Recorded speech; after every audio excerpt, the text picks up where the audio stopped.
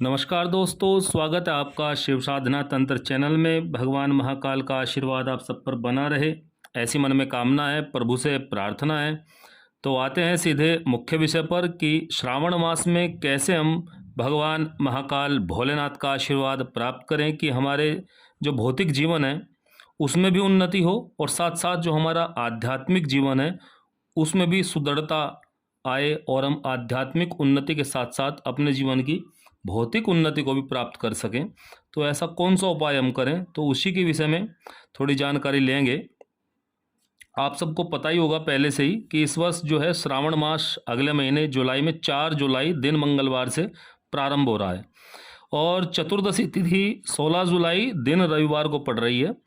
तो लगभग 14 दिन की ये साधना आपको करनी है और इसको करने के बाद आप अपने जीवन में भगवान महाकाल का चमत्कार खुद देखेंगे, क्योंकि बहुत से व्यक्तियों ने जिन्होंने पूरी श्रद्धा से इस विधि को किया है पहले, उन्होंने अपने जीवन में अनेक अनुभव प्राप्त किए हैं।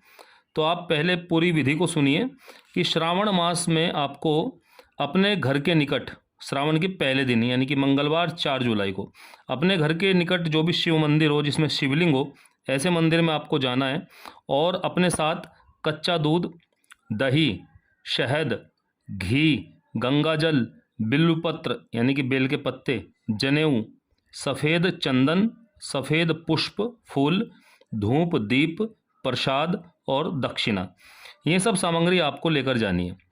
तो करना क्या, आपको मंदिर में जाकर सबसे पहले भगवान महाकाल के मंदिर में शिवलिंग को दूध, दही, घी, शहद इनसे स्नान कराना है।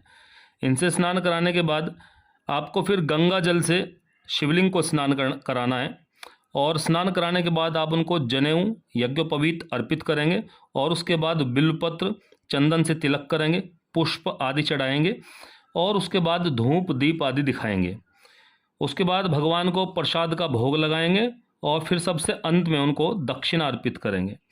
और ये सब कार्य आपको पंचाक्षरी मंत्र नमः शिवाय नमः शिवाय नमः शिवाय नमः शिवाय इस प्रकार जाप करते हुए पूरा कार्य आपको करना है।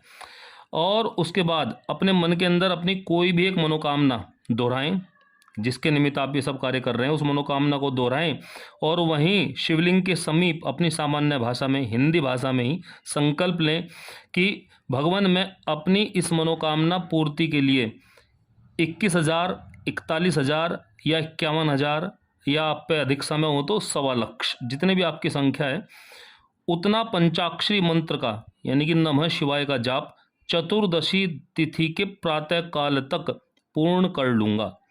आप मुझ पर एवं मेरे परिवार पर अपनी कृपा करें, आशीर्वाद दें, ऐसी मन में कामना करें और हाथ जोड़कर भगवान को वहाँ से प्रणाम करके अपने घर आ जाएं। और महत्वपूर्ण बात यह है कि ये सब कार्य आपको श्रावण के प्रथम दिन को अधिक से अधिक 6 बजे तक या हो सके तो उससे पहले ही ये कर लेना है मंदिर वाला कार्य, क्योंकि उसके बाद आपको आकर घर पे जाप भी करना है। अब आप घर पर आ गए मंदिर से तो अपने पूजा स्थल पर धूप दीप आदि आप जागृत करें और रुद्राक्ष की माला पर पंचाक्षरी मंत्र का जप करें। मान लो आपने 41,000 का संकल्प लिया है तो 14 दिन में आपको ये पूर्ण करना है, तो आप प्रारंभ के 10 दिन 27 माला कर सकते हैं, यानी कि 2700 गुना 10 करेंगे तो 27,000 मंत्र हो जाएंगे। और अंतिम 4 दिन आप 35 माला प्रतिदिन करेंगे तो 3500 गुना 4 14,000, तो 27,000 और 14,000 जोड़कर आपके 41,000 हो जाएंगे। कहने का मतलब ये है कि एक बार माला आप जितनी जाप करेंगे उसे आप घटाएंगे नहीं, आगे बढ़ा तो सकते हैं। तो आप अपने हिसाब से जितना भी आपने वहाँ संकल्प लिया है 1,25,000 का, 51,000 का, 41,000 का, उसको आप गुणा भाग गणित करके आप अपनी संख्या निर्धारित कर लें कि आपको शुरू के 10 दिन कितनी करनी है और बाद के 4 दिन कितनी करनी है। लेकिन माला बढ़ेंगी, घटेंगी नहीं, बढ़ सकती हैं लेकिन घटेंगी नहीं। और जाप से पहले आप भगवान गणेश, माता गौरी और गुरुदेव महाराज इत्यादि का ध्यान अवश्य करें। ऐसा नहीं कि बस सीधे जाकर आप जाप पे बैठ गए। तो भगवान गौरी गणेश को आप ध्यान करें, धूप दीप दिखाएं। तदुपरांत माता इत्यादि का ध्यान करने के बाद में तब आप भगवान शंकर का ध्यान करने के बाद में तब जब प्रारंभ करें, मतलब 10-12 मिनट आपका इसमें लगेगा। उसके बाद आप जब आरंभ करें और 14 दिन पूर्ण ब्रह्मचर्य से रहें।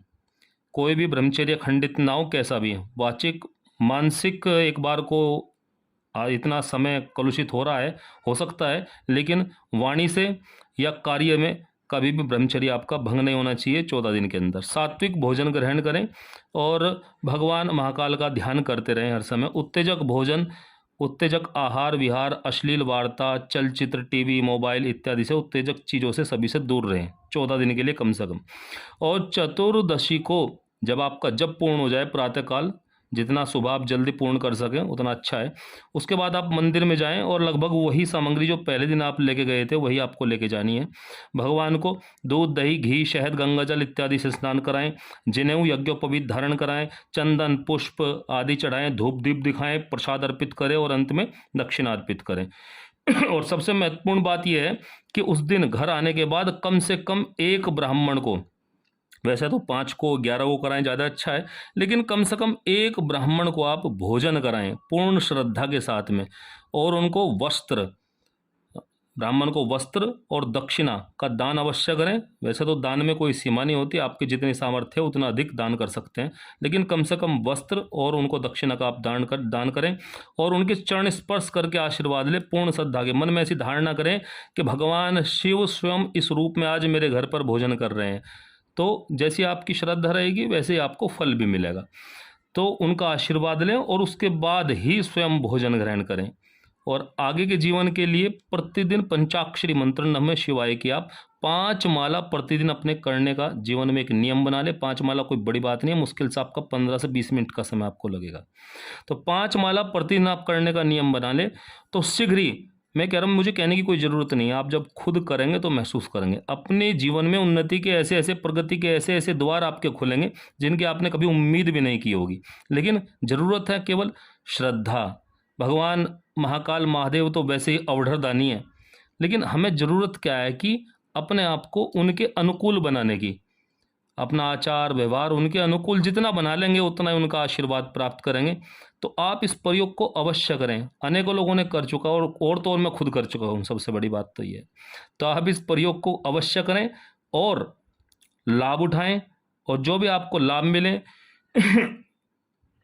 कभी भी किसी अन्य व्यक्ति से आप शेयर मत करें, ना कोई साधना का अनुभव, ना मुझे ये लाभ प्राप्त हुआ। बस आपको जैसा बताया गया आप वैसा करते रहें और अपने जीवन में प्रगति और उन्नति करें। तो इसी के साथ इस वीडियो को समाप्त करते हैं। मिलते हैं जल्द ही अगले वीडियो में, तब तक के लिए नमस्कार दोस्तों। हर हर महादेव।